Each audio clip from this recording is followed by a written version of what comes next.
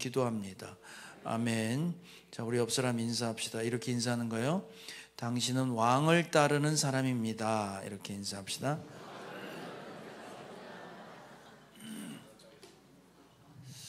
자, 왕을 따르는 사람을 두 자로 왕따입니다. 왕따. 옆 사람한테 다시 인사할까요? 당신은 왕따입니다. 그렇게. 우리 지난주 뉴스를 보셨으면 아실 텐데 큰 전쟁이 있었죠. 뭐 공습을 하고 포탄이 날라오고 미사일을 쏘고 미사일을 미사일로 맞추고 저 지구 반대편에 있는 거에서 폭격기가 떠가지고 산 밑에 있는 시설을 폭파하고 뭐 이런 전쟁이 있었습니다. 이 전쟁의 표면적인 이유는 뭐냐면 핵무장이었어요. 아시죠? 핵을 갖고 있으려고 하는 걸 못 봐주겠다 그래서 폭격을 했단 말이에요. 근데 그거 아십니까? 그 비슷한 일이 우리나라에도 있었던 거? 2017년도에 영변의 핵시설 사찰을 거부했습니다. 그때 한번 폭격을 하려고 했고요. 2017년도에 트럼프 똑같은 대통령이 ICBM 발사하니까 다 폭격하겠다고 작전명까지 세우고 두들겨 패려고 실제로 하려고 했습니다. 2017년도에 저희가 가정교회 전원한다고 기도 많이 해서 전쟁 안 난 걸 감사하게 생각하세요. 할렐루야. 그 전쟁 나는 걸 보니까 우리나라도 전쟁이 날 뻔했구나라는 걸 느낄 수 있었습니다. 맞죠? 뉴스를 좀 보고 사세요. 좀. 그래서 지도자가 매우 중요하구나라는 걸 새삼 느끼게 됩니다. 그러니까 어떤 지도자를 만나느냐에 따라서 전쟁에 휘말릴 수도 있고 그렇지 않을 수도 있습니다. 교회도 마찬가지입니다. 그죠? 여러분이 어떤 교회 지도자 만나느냐에 따라서 우리 삶이 달라질 수 있습니다. 좀 어색한 얘기지만 지난주 제 생일이라고 우리 권사님들이 미역국을 끓여주셨어요. 너무 감사한데 그때 인사도 못 드렸는데 미역국 맛있게들 드셨죠? 우리 권사님들한테 수고하셨다고 박수 한번 쳐줍시다. 오늘 떡을 내려고 했는데 누가 떡을 벌써 냈어요. 그래서 근데 미역국 끓여주는 것도 중요한데 우리 권사님들은 이제 저를 위해서 기도 많이 해주신단 말이에요. 그래서 여러분 교회 지도자를 위해서 우리 목사님들을 위해서 또 우리 장로님들과 목자 목녀님들을 위해서 기도 많이 하셔야 됩니다. 참된 지도자가 뭐냐라고 하는 오늘 왕 중에 왕이라는 그 이름을 갖고 있는 예수님의 모습 속에서 우리가 어떤 지도자상을 가져야 되는지 좀 배워봅시다. 오늘 왕 중에 왕, 주의 주. 주라는 말은 하나님이란 뜻이에요. 왕 중에 왕, 신들의 신, 뭐 이런 얘기인데 그 재림하시는 예수님의 모습이 흰말을 타고 오시는 모습이에요. 근데 오늘 왕 중에 왕이라는 말을 수식하는 구절이 두 구절이 있습니다. 그 구절이 뭔지 먼저 14절 한번 먼저 볼게요. 시작.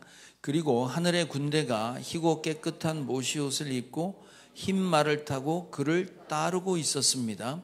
하늘의 군대가 흰 옷을 입고 흰 말을 타고 예수님을 따라오고 있다는 거예요. 군인이면 군복을 입어야 되잖아요. 그죠? 근데 지금 군복이 아니라 흰 옷이래요. 세마포. 이제 여러분이 계시록 19장을 보면 주님이 마치 그 전쟁터에 전쟁하러 오는 군인처럼 보이는데 실제 전투 장면은 없습니다. 그냥 점령군으로 그냥 휩쓸고 지나가는 그런 모습이에요. 전쟁을 한다거나 전투를 벌인다거나 뭐 공습을 한다 이런 거 없습니다. 그러면 그 뒤에 하늘의 군대는 도대체 누구냐 이거죠. 이 똑같은 이 계시록은 같은 사건을 계속 반복하고 다른 각도에서 점진적으로 강조한다고 그랬잖아요. 이 마지막 전쟁에 대한 얘기는 앞에 또 나왔습니다. 자, 계시록 17장을 한번 볼게요. 시작. 그들이 어린 양에게 싸움을 걸 터인데 어린 양이 그들을 이길 것이다.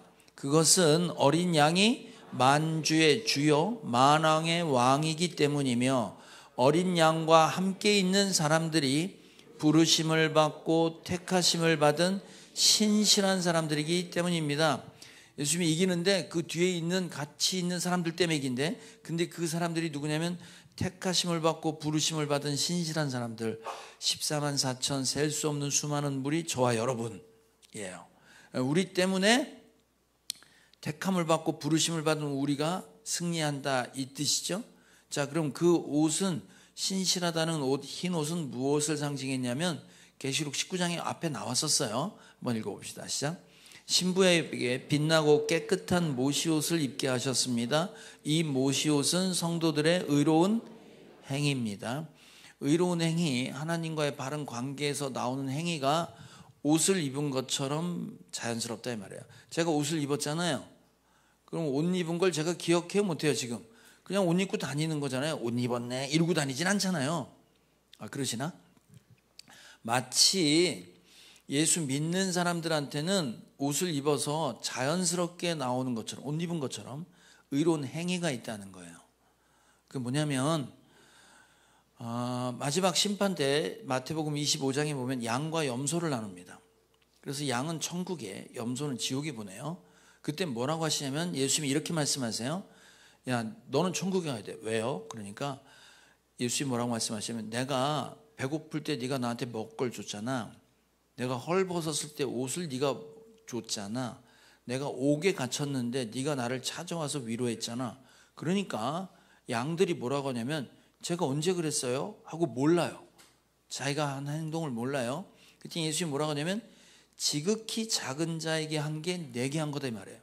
그럼 그 사람은 아무도 신경 안 쓰는 지극히 작은 사람에게 그런 행동을 했다는 거야, 안 했다는 거야? 했는데 그걸 기억했다는 거야, 못했다는 거야? 못했다는 거예요. 그냥 습관처럼 나온 거예요. 아시겠어요? 그러니까 예수 믿는 사람은 뭔가 다른 게 있는데 그게 억지로 하는 게 아니라 그냥 습관처럼 자연스럽게 내가 한 행동인지도 모르고 그냥 하는 거예요. 자, 이래서 우리가 승리한다라고 나옵니다. 뿐만 아니라 이 얘기에는 지금 뭐가 나오냐면 하늘 군대가 있다라고 하지만 또 그 뒤에 뭐가 있냐면 자 15절 한번 읽고 수식하는 말 15절 한번 또 읽어볼게요. 시작. 그의 입에서 날카로운 칼이 나오는데 그는 그것으로 모든 민족을 치실 것입니다. 그는 친히 쇠 지팡이를 가지고 모든 민족을 다스릴 것이요 전능하신 하나님의 맹렬하신 진노의 포도주틀을 밟으실 것입니다. 그 예수님의 입에서 날카로운 칼이 나오고 그 칼로 모든 민족을 치고 철창, 홀이라고 했지, 지붕. 쇠로 만든 막대기, 원래 원은 막대기로 치실 것이다. 이걸 다스릴 것이다인데 막대기로 몽땅 다 휩쓴다 이 말이에요. 마치 뭐와 같아요? 포도주틀에 포도주를 짜려고 포도를 넣고 발로 짓밟으면 다 터지잖아요. 마치 이건 전쟁이 아니라 그렇게 짓밟고 지나가는 점령군이 그냥 지나가는 것처럼 세상에 하나님과 상관없는 사람은 심판받는다 이거예요. 근데 그 심판을 뭘로 하냐? 입에서 나오는 칼로 한다는 거예요. 그럼 입에서 나오는 칼이 뭐요? 사도 요한이 예수님 스토커였어요. 나는 예수님께 사랑받는 제자야. 그리고 계속 옆에 늘 붙어 다녔던 게 요한이었어요. 그러니까 예수님 옆에서 이렇게 계속 붙어 다니면서 나 예뻐요 나 예뻐요 했던 요한이 반모섬에서 지금 계시록을 쓰면서 환상 속에 하늘 보좌에 올라가신 예수님을 봐요. 그 앞에 서서 옛날에 같이 막 뒹굴었던 예수님의 모습이 아니라 어마어마한 예수님의 모습을 보고 놀래 자빠져서 엎어집니다. 그때 예수님의 모습을 뭐라고 표현했냐면 이렇게 표현했어요. 계시록 1장 16절 한번 봅시다. 시작. 또 오른손에는 7별을 쥐고 입가에서는 날카로운 양날 칼이 나오고 얼굴은 해가 강렬하게 비치는 것과 같았습니다. 입에서 날카로운 양날 칼이 나온대요. 입에서 나오는 게 예수님 입에서 나오는 게 뭐예요? 말씀이잖아요. 말씀. 그 말씀이 마치 칼과 같았다 이 말이에요. 예? 그 칼로 우리를 심판한다는 건 말씀으로 심판하신다는 거지. 자, 우리 계시록 버가모 교회 얘기할 때도 계시록 2장입니다. 시작. 버가모 교회 심부름꾼에게 이렇게 써 보내어라. 날카로운 양날 칼을 가지신 분이 이렇게 말씀하신다. 그 교회에 거짓 선지자의 얘기가 막 돈단 말이에요. 그걸 칼로 심판한다. 말씀으로, 그 진리된 말씀으로 심판한다 이 말이에요. 따라서 여러분이 막판에 하나님 앞에 설 때 무엇으로 우리의 모든 것들이 다 드러나냐면 말씀으로 드러나고 그 말씀으로 심판받는 거예요. 자, 히브리서 4장입니다. 시작. 하나님의 말씀은 살아있고 힘이 있어서 어떤 양날 칼보다도 더 날카롭습니다. 그래서 사람 속을 꿰뚫어 혼과 영을 갈라내고 관절과 골수를 갈라놓기까지 하며 마음에 품은 생각과 의도를 밝혀냅니다. 하나님 말씀 앞에 서면 우리의 속셈이 다 드러나게 되어 있다 이 말이지. 말씀이 곧 예수님이잖아요. 예수님 앞에 선다는 말은 말씀 앞에 선다는 거예요. 그 말씀이 나의 연약함, 나의 죄 다 드러낸다 이 말이지. 자, 지금 이렇게 수식되어 있는 분이 왕 중에 왕이다 이 말이에요. 자, 여러분은 왕이 뭔지 아시죠? 우리 역사 가운데 왕은 있었잖아요. 지금도 대통령을 왕으로 생각할 수도 있는데 좀 다르지만 어쨌든 옛날에 왕을 생각하면 왕 위에 누가 또 있어요, 없어요? 없지. 왕 명령 따라야 돼, 안 따라야 돼요? 그야말로 천상천하 유아독존이잖아요. 자기 마음대로잖아요, 왕이. 그런 왕이 있었단 말이에요. 그런데 그 왕들의 왕이라는 거예요, 예수님이. 그러면 이 세상의 왕들의 왕으로 표현되는 지금 계시록의 예수님의 모습은 실제로 구약 성경에도 나오고 신약 성경에도 나와요. 자, 구약 성경 이게 외국 왕이 하나님 믿는 다니엘에게 했던 얘기예요. 바벨론 왕이. 자, 다니엘서 2장을 한번 봅시다. 시작. 왕이 다니엘에게 말하였다. 그대들의 하나님은 참으로 모든 신 가운데서 으뜸 가는 신이요 모든 왕 가운데서 으뜸 가는 군주이시다. 그대가 이 비밀을 드러낼 수 있었으니, 아무도 모르는 비밀을 다니엘이 풀어내니 네가 믿는 하나님이 진짜 하나님이구나, 왕들의 왕이구나, 이렇게 고백을 했단 말이에요. 사도 바울은 마지막 때가 되면 하나님께서 다시 예수님이 재림하실 텐데 그때 모습을 뭐라고 했냐면 왕들의 왕, 주의 주라고 얘기했어요. 자, 디모데전서 6장입니다. 시작. 정한 때가 오면 하나님께서 주님의 나타나심을 보여주실 것입니다.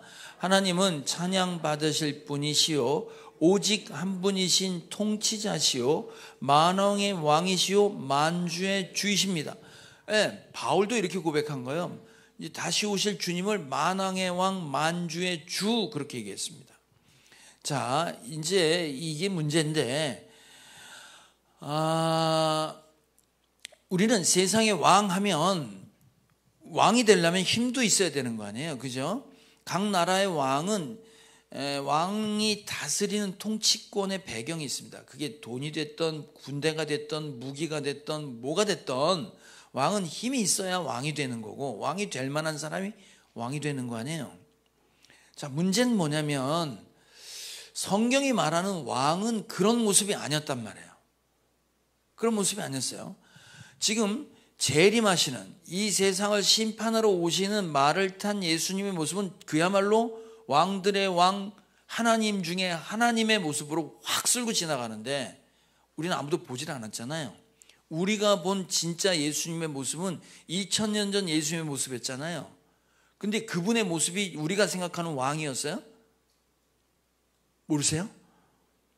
여러분, 지지난주인가 우리 심요셉 목사님이 수요 예배 때 얘기를 했어요. 자기 외모 순위 3위라고. 본인이 공식으로 얘기를 했어요. 외모 순위 1위는 우리 심상인 목사님이 자기 이 외모 순위 1위라고 얘기했고, 제가 3위였는데 자기가 본인이 3위고 나는 4위다 그러고 밀어냈는데, 예수님은 외모 순위 몇일까요? 심요셉보다 못생겼습니다.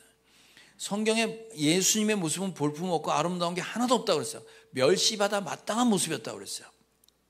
왕이 될 상이 아니었단 말이에요. 누가 봐도 우습게 볼 만한 그런 인물이었어요. 그리고 그분은 이 땅에 오셔서 왕으로 등극한 게 아니고 십자가에서 죽으셨잖아요. 처형당하는 왕이 세상에 무슨 왕이야 그게. 그럼 왕의 왕이라는데 그게 말이 되냔 말이에요. 그게 아니란 말이에요. 예수님이 왕 되신 때가 딱 한 번 있었지. 그게 뭐냐면 십자가 못 박힐 때 죄표, 이 사람의 죄목을 적을 때 유대인의 왕 예수 이렇게 썼단 말이에요. 그때 왕이라는 지칭을 처음 받아요. 근데 그게 뭐야? 빨개 벗겨서 고문당하고 죽을 때 그랬어요. 그걸 보고 누가 왕이라고 하겠어요? 그걸 또 왕 중에 왕이라고 어떻게 얘기하겠냐고. 자, 이게 실제 기독교가 어려운 부분이 이런 부분입니다. 여러분이 생각하는 왕, 예수 믿으면 뭔가 잘 될 것 같은데 실제 예수님의 모습에 이 땅에 와서 왕은 어떻게 되셨냐 이 말이에요. 우리가 생각하는 왕의 모습은 없으셨단 말이에요. 그래서 성경은 예수님이 실제로 이 세상 모든 피조물이 예수님 앞에 무릎 꿇게 되는데 어떻게 해서 예수님은 그렇게 모두가 무릎 꿇는 왕의 왕이 되셨는지 비밀을 이미 설명해 놨지. 빌립보서 2장입니다. 읽어봅시다. 시작. 그는 하나님의 모습을 지니셨으나 하나님과 동등함을 당연하게 생각하지 않으시고 오히려 자기를 비워서 종의 모습을 취하시고 사람과 같이 되셨습니다. 그는 사람의 모양으로 나타나셔서 자기를 낮추시고 죽기까지 순종하셨으니 곧 십자가에 죽기까지 하셨습니다. 그러므로 하나님께서는 그를 지극히 높이시고 모든 이름 위에 뛰어난 이름을 그에게 주셨습니다. 그리하여 하늘과 땅 위와 땅 아래에 있는 모든 것들이 예수의 이름 앞에 무릎을 꿇고 모두가 예수 그리스도는 주님이시다라고 고백하게 하여 하나님 아버지께 영광을 돌리게 하셨습니다. 자, 뭐라고 하냐면 모든 이름 위에 뛰어난 이름을 갖고 모든 만물이 그에게 무릎 꿇고 당신은 주님이십니다. 당신이 하나님입니다. 라고 그렇게 만들어 놓은 배경, 전제가 있는데 그건 뭐냐면 그가 종이 됐다는 거예요. 종. 뭐가 됐다고요? 종, 노예의 모습으로 이 땅에 오셔서 죄인의 모습으로 죽기까지 순종, 복종은 주인이 시키면 하는 거잖아요. 노예가 하는 거예요. 노예는 주인이 시키면 거기다 대꾸해요, 안 해요? 대꾸했다는 죽어요.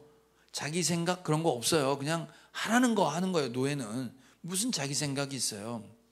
근데 하나님이신 그분이 그 자리로 내려오셔서 종이 되었다 이 말이에요. 종 된 것 때문에 그는 왕의 왕이 되셨다 이 말이에요. 여러분, 그 왕은 다스리는 사람입니다. 그죠? 다스리는 사람이에요. 그러면 다스리는 사람이라고 말할 때, 시킬 때 무서워서, 예를 들면 군대에서는 명령을 하면 따라야 안 따라요? 따르죠. 왜 따라요? 명령 안 따르면 어떻게 되지? 모르시는구나. 총살해요. 군대에서는 명령에 불복종하잖아요. 총살해요. 아니, 군인들 보고 돌려가 부르는데 안 가. 그러면 어떻게 되는 거야 이게? 무조건 명령은 무조건 가야 되는 거예요. 그럼 명령에 따르는 건 총살이야. 명령 안 따르면 죽어요. 그러니까 따른단 말이에요. 이번에 박사학위를 받았다고 그러는데 박사학위 지도교수가 있잖아. 그럼 지도교수 얘기를 다 따라야 안 따라요? 왜 따라요? 학위를 주는 게 지도교수니까 학점을 안 주거나 학위를 안 주면 끝이잖아요. 그러니까 그냥 순종하고 복종하잖아요. 맞아 안 맞아요? 여러분 옛날에 학교 다닐 때 선생님한테 순종했어요 안 했어요? 웃기야 무슨 순종을 해. 우리 땐 맞았어요. 우리 땐 맞았는데 맞아서 할 수 없이 순종했는데 지금 때리면 큰일 나요. 그래서 애들 말을 안 듣는데 어쨌든 점수가 됐던 출석이 됐던 그걸 쥐고 명령하면 따르고 직장에선 직장 상사나 사장이 시키면 합니까 안 합니까? 하죠. 왜? 월급을 주잖아요. 돈을 주잖아요. 여러분 이렇게 누군가 명령을 하고 다스릴 때 복종을 하거나 순종을 할 때는 그게 월급이 됐던 총살, 무기가 됐던 학위, 학점이 됐던 뭔가 힘이 있을 때 명령에 순종하시잖아요. 그럼 여러분 생각해 보세요. 진짜 왕은 그런 무기나 힘 전혀 없이 그냥 말했는데 따라와. 그럼 힘 갖고 다스리는 사람이 왕이에요? 힘 없이 다스리는 사람이 왕이에요? 이게 어려워? 이게 어렵냐고? 안 어렵잖아요. 그러니까 진짜 지도자는 누구냐면 무기로 힘으로 겁박해서 끌고 가는 게 아니고 신앙생활도 마찬가지입니다. 목사 얘기 안 들으면 너 저주야? 이렇게 협박하고 두려움을 주는 교회 가면 큰일 나는 거예요. 내가 무섭구나. 그런 교회 가면 안 돼요. 그 두려움을 주는 거는 점쟁이가 하는 거야. 점쟁이가. 너 점치니까 부적 안 붙이면 죽는다. 이래서 사람 끌고 간단 말이에요. 아니 그러지 않으셨단 말이에요. 그럼 한번 생각해 봐요. 예수님의 제자들은 다 배신자이고 예수님 죽을 때 다 도망갔던 사람들이잖아요. 그죠? 그런데 여러분 아시죠? 예수님의 12제자가 어떻게 죽었는지 아세요? 전부 순교했습니다. 예수님 따라갔어요. 그럼 예수님이 이 사람들 뭐 협박을 해서 겁박을 해서 돈을 줬어 뭘 줬어? 아무것도 주지 않았어요. 제자들이 자기 일생을 걸고 주님을 따라가도록 명령한 것도 아니고 맨날 같이 겁주는 것도 아닌데 그런 길을 가게 하셨단 말이에요. 우리 그리스도인들이 다 그런 주님을 따르는 거예요. 그래서 왕의 왕이라고 말하는 건데 예수님께서 제자들을 그야말로 무슨 월급이나 무기나 이런 거 없이 모든 사람들이 주님을 따르도록 하는 이 세상이 주님 앞에 무릎 꿇게 만든 사건이 하나 있었습니다. 그 사건은 뭐냐면 오늘 간증하신 분이 고백했듯이 세족식 사건이었어요.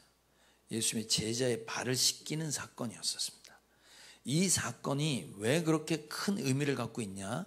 그 사건이 시작되는 내용을 좀 볼게요. 자, 마태복음 3장입니다. 시작. 잠깐만. 이 본문 아닙니다. 그 세족식 요한복음.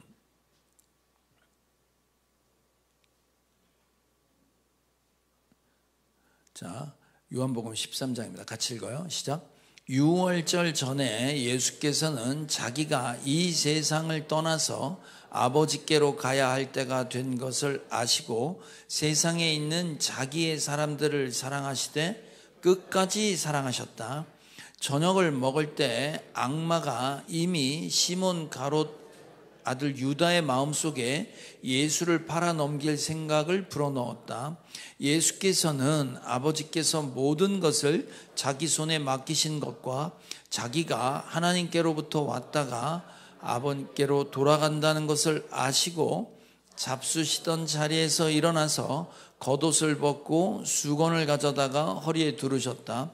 그리고 대야에 물을 담아다가 제자들의 발을 씻기시고 그 두른 수건으로 닦아주셨다. 시몬 베드로의 차례가 되었다. 이때 베드로가 예수께 말하였다. 주님, 주님께서 내 발을 씻기시렵니까? 예수께서 그에게 대답하셨다. 내가 하는 일을 지금은 내가 알지 못하나 나중에는 알게 될 것이다. 베드로가 다시 예수께 말하였다. 아닙니다. 내 발은 절대로 씻기지 못하십니다. 예수께서 그에게 말씀하셨다. 내가 너를 씻기지 아니하면 너와 나는 상관이 없다. 내용 파악하셨죠? 예수님 죽기 바로 전에 십자가에 달리시기 바로 전에 사건이에요. 자기가 이제 하늘로 올라갈 걸 알고 뭐라고 시작하냐면 제자들을 사랑하시되 끝까지 사랑하시다. 그 중에 가룟 유다가 있었어요. 맞죠? 예, 베드로도 있었어요. 다 배신할 거 다 알지. 자, 그러고 뭐라고 하냐면 예수님이 대야를 갖고 수건을 갖다가 제자들의 발을 씻겼어요. 여러분, 제자들의 발을 씻긴다는 건 어떤 의미냐면 그 당시엔 도로 포장이 돼 있었다 안 돼 있었다? 안 돼 있었지. 그냥 맨바닥이었어요. 그리고 신발이 지금 같은 이게 뚜껑 있는 신발이 아니었어요. 밑바닥만 있는 신발에 줄로 매는 샌들 같은 거. 예? 그런 신발을 신었단 말이에요. 그럼 그런 신발 신고 돌아다니면 먼지가 낄까 안 낄까? 흙먼지가 다 끼겠지. 그리고 그 당시에 화장실이 있었어요 없었어요? 집마다. 없었어요. 아무 데나 똥 쌌어요. 그래서 그냥 길바닥에 그냥 가축똥하고 사람 똥 냄새가 그냥 질비했어요. 그러니까 길바닥을 돌아다니면 뭐가 되는 거예요? 똥 밟고 흙 밟고 그래서 완전 더러운 거지. 그리고 집에 들어올 때 어떻게 했냐면 발을 씻었단 말이에요. 그럼 주인의 발을 누가 씻겼냐면 하인이 씻겼겠지. 종이 씻겼단 말이에요. 그런데 그 발에 더러운 걸 묻은 걸 씻긴다는 게 좀 천해 보이지 않아요? 그렇잖아요? 그래서 노예를 시킬 때 발을 씻기는 노예가 따로 있었어요. 어떤 노예냐면 그 노예 중에서도 제일 천하고 신분이 가장 열악한 노예에게 시켰어요.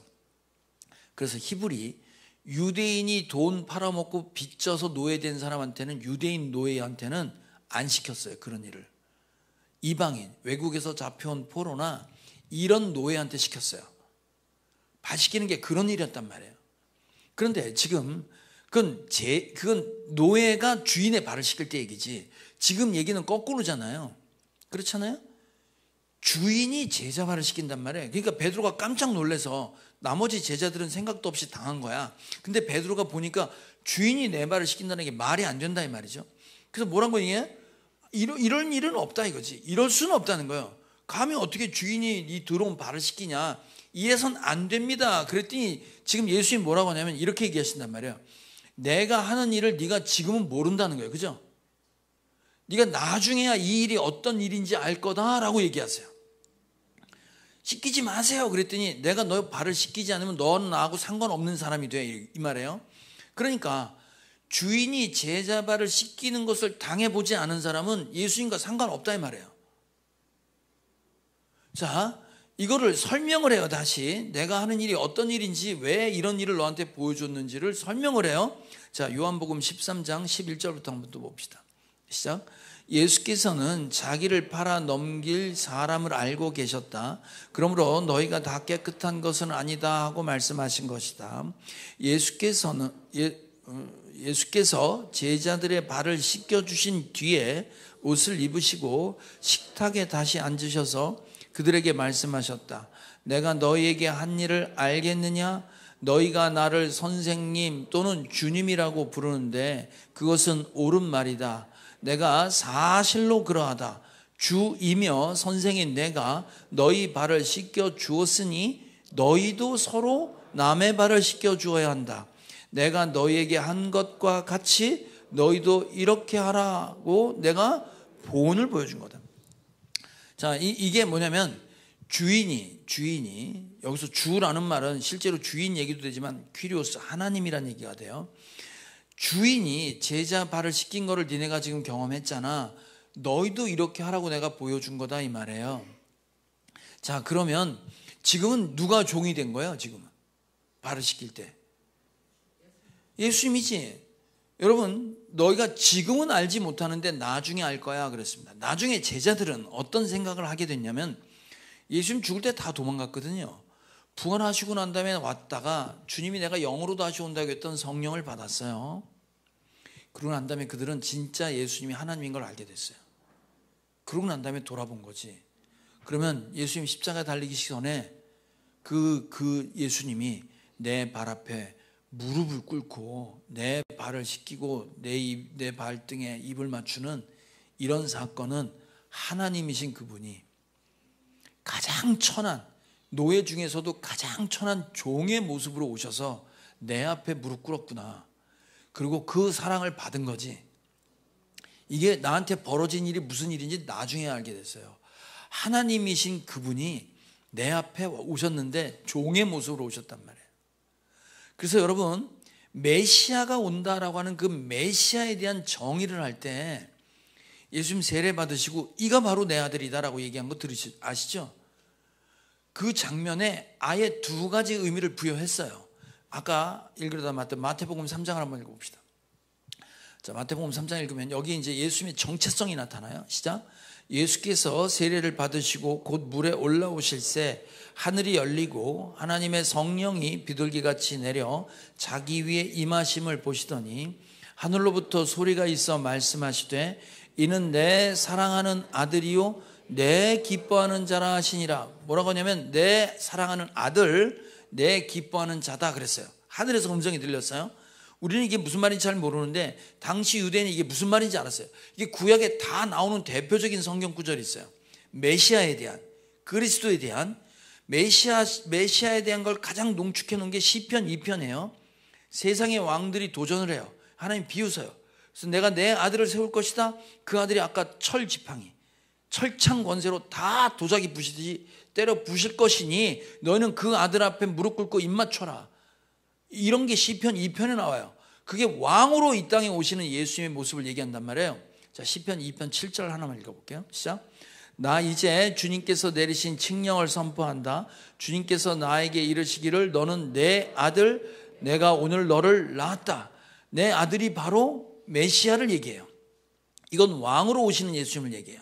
자, 그런데 기뻐하는 자 그러면 뭘로 알아들었냐면 자, 똑같은 메시아에 대한 예언인데 이사야 42장을 한번 봐요. 전혀 다른 얘기를 해요. 같이 한번 읽어요. 시작. 나의 종을 보아라. 그는 내가 붙들어주는 사람이다. 내가 택한 사람, 내가 마음으로 기뻐하는 사람이다. 내가 그에게 나의 영을 주었으니 그가 문 민족에게 공의를 베풀 것이다. 여기 지금 뭐라고 하냐면 나의 종을 보아라. 내가 종을 보아라. 내가 기뻐하는 자다 이 말이에요. 내가 기뻐하는 자가 누구냐면 종이에요. 종은 주인이 시키는 대로 하는 사람이지. 그렇잖아요. 예수님 오셔서 아버지의 뜻대로 했지 자기 생각대로 하지 않으셨단 말이에요. 그러니까 주님이 가장 기뻐하는 자는 누구냐면 말씀대로 사는 사람을 가장 기뻐하는 거예요. 그걸 뭐라고 했어요? 종으로 오시는 하나님이세요. 그래서 이 땅에 오신 예수님의 모습은 왕의 모습도 있지만 종으로 오셨어요. 그리고 실제 이 땅에서 사실 땐 종의 모습으로 사신 거예요. 종의 모습으로. 자, 여러분 생각해 봅시다. 예수님의 제자들이 그날 세족식을 하고 하나님이신 그분이라는 걸 알게 된 다음에 내가 그런 사랑을 받았구나라는 것을 경험하게 된 거예요. 그런 사랑을 받았구나. 그래서 그 제자들은 어떻게 됐어요? 예수님을 따르는 사람이 됐어요. 예수님 뭐 겁박을 했거나 돈을 준 게 아니에요. 예수님이 내 앞에 무릎 꿇은 그 사건 때문에 종된 예수님의 모습을 보고 본인들이 그렇게 헌신하게 된 겁니다. 사도 바울이 있었어요. 사도 바울은 예수님을 팔아먹은 유다보다도 더 나쁘지. 유다는 예수를 팔아먹었는데 예수 믿는 사람들 잡아 족치로 돌아다닌 게 사도 바울이니까. 스데반을 순교시킨 사람이 사도 바울이었어요. 그러니까 예수 믿는 것들을 다 잡아 족치던 이 바울이 주님을 만납니다. 그죠? 주님을 만나고 바울은 뭐라고 고백하냐면 예수님의 사랑이 나를 강권한다. 나를 움직이고 있는 건 예수님의 사랑이다 이 말이에요. 그래서 내가 이렇게 살고 있다 이 말이에요. 그러면서 그는 뭐라고 얘기하냐면 나는 이제 예수쟁이다. 내가 예수님의 흔적을 갖고 있다. 이렇게 고백하고 다녀요. 자, 갈라디아서를 한번 읽읍시다. 맨 마지막 구절. 같이 한번 읽어요. 시작. 나는 내 몸에 예수의 흔적을 가지고 다닙니다. 저게 스티그마라고 그래서 이게 무슨 단어냐면 여러분 낙인이라고 아세요? 낙인? 옛날에 짐승한테 불도장 찍은 거 불 달고 갖고 팍. 옛날엔 노예한테도 찍었어요. 이런 데다 찍었단 말이야. 이거 누구 거라고 찍은 거예요.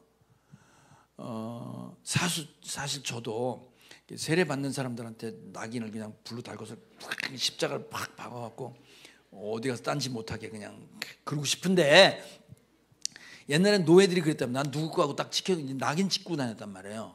근데 지금 사도 바울이 뭐라고 하냐면 나는 그 낙인을 갖고 있다는 거야. 나는 예수 믿는 흔적을 갖고 있다 이 말이에요. 자, 그럼 여러분 옆 사람 얼굴 봐요. 낙인이 있나 자세히 봐봐. 웃돌이 한번 까봐. 어디 있나 한번 찾아봐. 없어요. 여러분 지금 여기서 예수 믿는 내 확실한 정체성, 내가 그의 종이다 라고 얘기할 만한 근거가 우리한테는 없습니다. 몸에 표시하지 않아요. 물론 문신을 요즘은 다 하지. 여자분들 다 문신했잖아. 안 했다고? 얼굴에 다 했잖아요.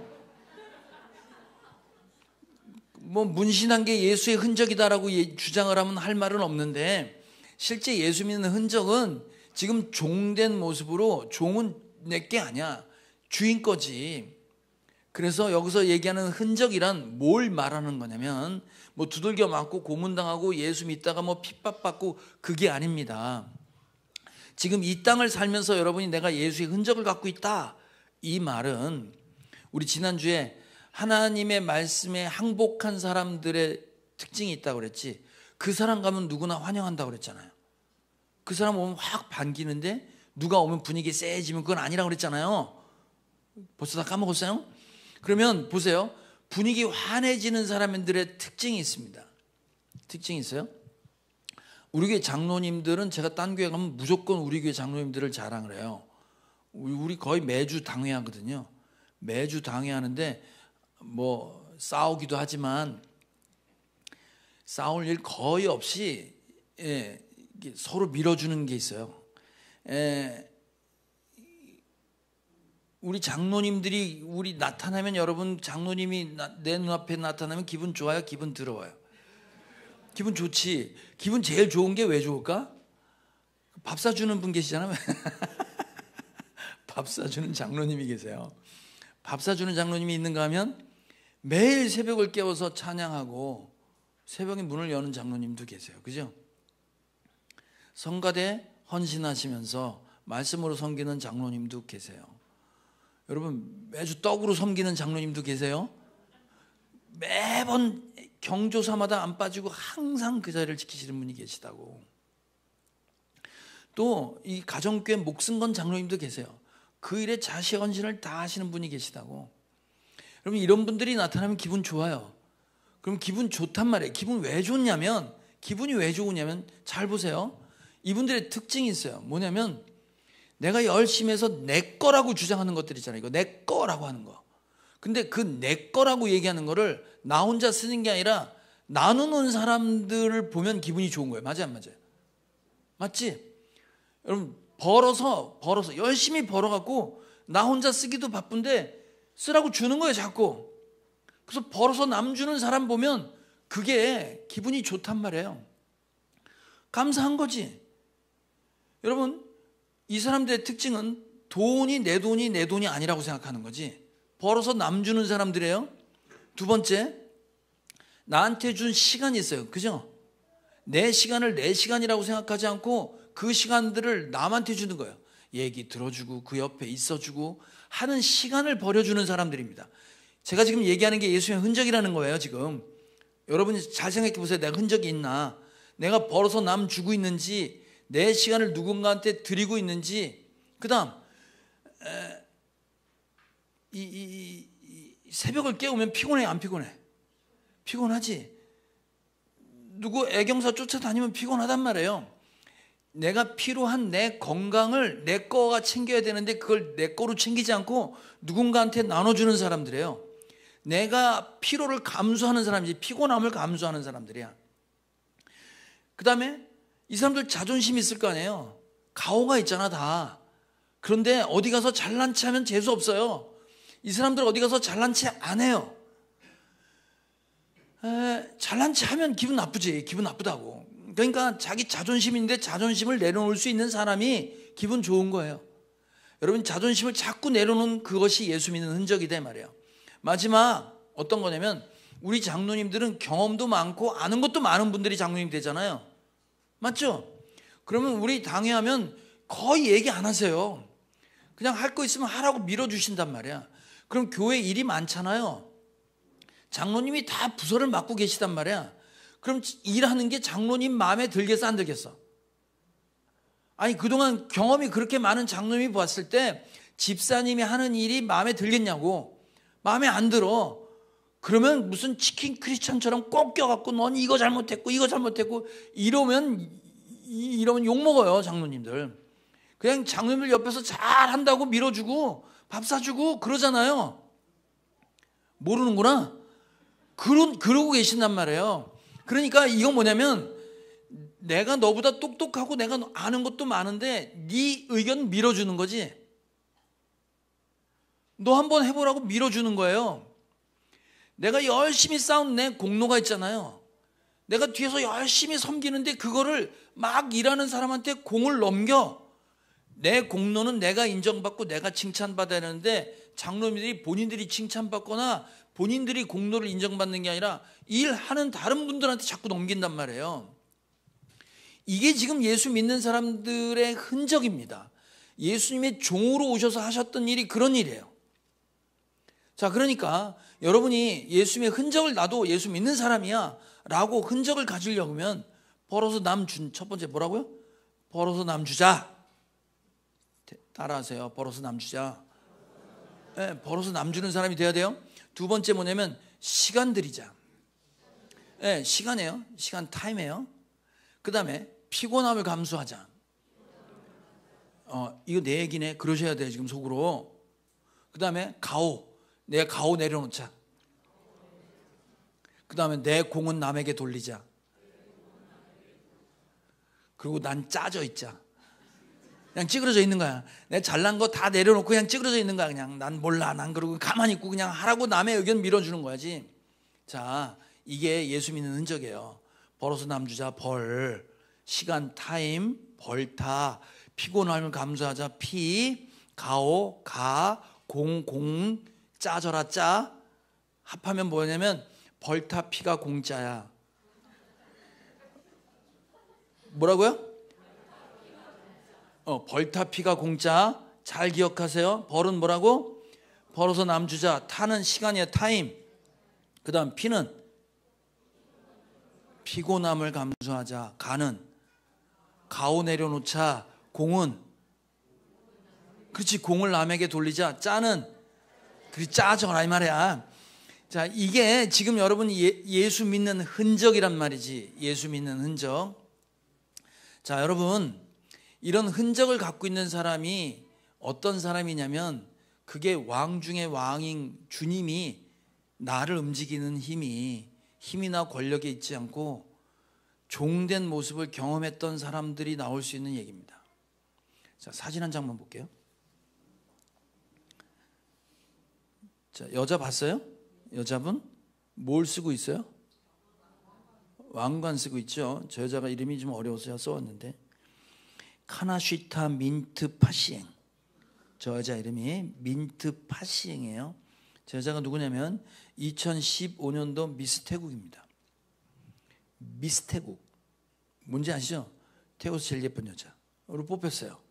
근데 지금 하이힐 신고 여자 왕관을 쓰고 무릎을 꿇고 절을 하잖아요. 저 여자가 쓰레빠 신고 있잖아. 지금 저 아줌마가 누구냐면 저 여자의 엄마예요. 엄마인데 저 여자분은 지금 뒤에 쓰레기통 있잖아. 분리수거해서 먹고 사는 사람이에요. 저 딸도 같이 분리수거하다가 너 이쁘니까 한번 나가봐라 했는데 된 거예요. 저 여자가 미스 태국이 되고 난 다음에 이제 금이 환영을 한 거지. 그러니까 1등이 됐으니까 뭐 이게 앞으로 값어치가 굉장히 올라갔을 거 아니에요. 그렇잖아요. 그런데 엄마한테 와서 넙죽 엎드려서 절을 하는 거예요. 왜 절을 했냐면 엄마 감사하다고 절한 거잖아요 지금. 그러면 저 여자는 지금 왕관을 쓸 채로 엎어졌습니다. 저 사진이 한 인생을 바꿨는데 저 여자가 무릎 꿇고 절을 함으로 한 사람의 인생이 바뀌었는데 그 바뀐 인생이 누구냐면 미스 태국이 아니라 그 엄마예요. 그 엄마는 저 사진이 찍히기 전까진 세상에 아무도 모르는 사람이었어요. 쓰레기 같은 사람이었어요. 아무도 인정 안 했어요. 그런데 여왕으로 뽑힌 여자가 와서 절을 하는 순간 저 여자의 값어치는 이루 상상할 수 없을 만큼 올라갔습니다. 그죠?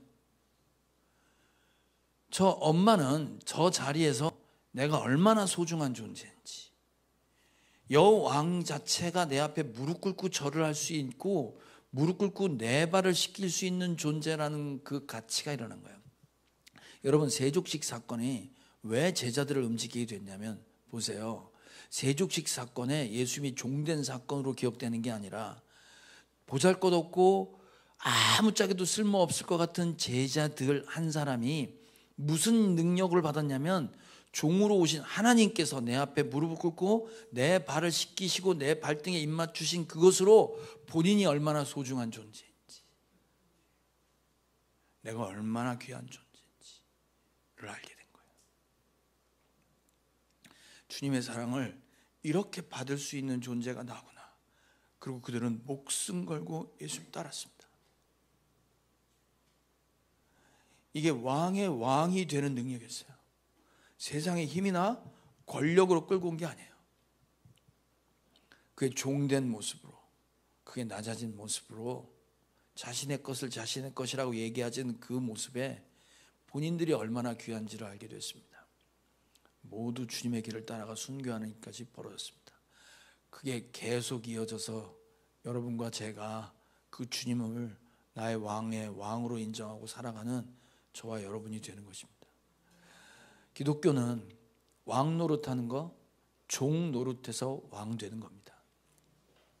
나 죽어 너 살라고 하셨던 그 주님 말씀대로 여러분 저 종 되어서 왕 되시는 여러분 되길 주님의 이름으로 축복합니다.